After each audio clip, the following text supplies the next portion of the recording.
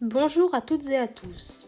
Nous nous retrouvons aujourd'hui pour une nouvelle vidéo, la première depuis plus de 5 mois. Je souhaitais ainsi tout d'abord vous exprimer ma joie de pouvoir partager à nouveau les actualités lyonnaises. Entre les mois de mars et de mai 2022, la métropole de Lyon a annoncé l'abandon de 2 projets majeurs de transport public dans l'ouest lyonnais, la ligne de métro E et le téléphérique. En lieu et place de ces derniers, la collectivité écologiste envisage la réalisation d'un tramway express empruntant le plus gros de l'itinéraire prévu pour le métro E. Ce même tramway aurait la particularité d'être semi-enterré. À quoi pourrait ressembler ce nouveau projet ? Il s'agira tout d'abord d'évoquer les abandons du métro E et du téléphérique, et enfin le tramway express.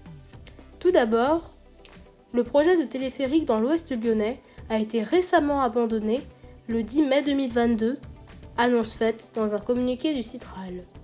Un projet abandonné en raison de la très forte opposition des habitants. Lors de référendums locaux, organisés en novembre 2021, ces derniers ont dit non à ce nouveau mode de transport avec un score allant de 94,2% à 96,8%. Le téléphérique devait relier l'ouest lyonnais, c'est-à-dire les communes de Francheville, Sainte-Foy-les-Lyons et de la Mulatière, au centre-ville, à savoir le quartier Confluence ou celui de Gerland, le choix ne s'étant alors pas encore fait. La réalisation d'un téléphérique à Lyon est une idée récente. Cette dernière a été étudiée durant le dernier mandat de Gérard Collomb, entre 2014 et 2020, puis lancée par les écologistes en 2020, peu de temps après leur élection. Au regard du métro E, ce dernier a quant à lui été abandonné le 10 mars 2022.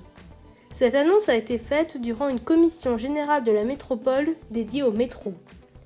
La métropole évoque un coût trop élevé, situé entre 1,2 et 1,5 milliard d'euros, pour justifier l'abandon du projet.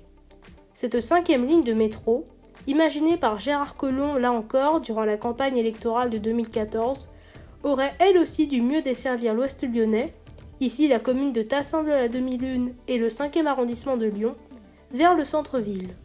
Si le projet initial annonçait un terminus à Bellecour, l'idée de déplacer ce dernier à la Part-Dieu pour rentabiliser la ligne avait elle aussi été reprise maintes fois.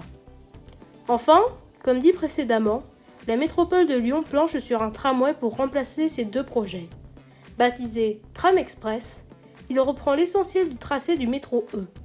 Les stations déjà délimitées sont Alaï, Ménival, Point du Jour, Perrache et Jean Massé. 2 zones d'incertitude subsistent.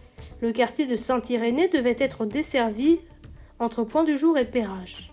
Or, cet arrêt est remis en cause par la possibilité d'un arrêt rue du commandant Charcot, parfois préféré à Saint-Irénée, car desservant un plus grand bassin de population.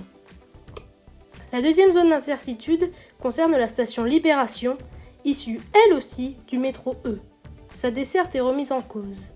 Ce tramway express devra donc traverser la colline de Fourvière. Et c'est là où réside toute sa spécialité. Il devrait être enterré sous cette même colline afin de limiter l'inclinaison de la pente. La partie en surface sera située aux alentours d'Alaï, en presqu'île et sur la rive gauche du Rhône. Une traversée de la Saône également, qui verra la construction d'un nouveau viaduc. Toujours dans l'optique d'améliorer la desserte de l'ouest lyonnais, la ligne devrait se connecter avec plusieurs pôles de transport existants. Les gares SNCF d'Alaï, de Perrache et de Jean Massé. L'arrêt de Perrache permettra également de desservir le centre d'échange et donc le métro A, les tramways T1 et T2, ainsi que les métropolitaines M6 et M7, anciennement A6 et A7. La gare Jean Massé est d'ailleurs déjà desservie par le tramway T2 et le métro B.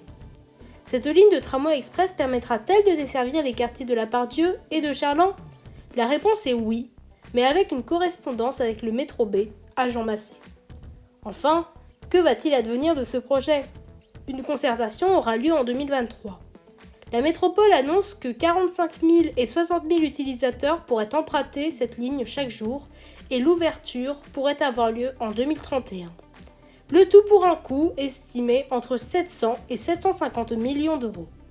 Pour conclure, voici les sources ayant contribué à la réalisation de cette vidéo. Merci de votre écoute.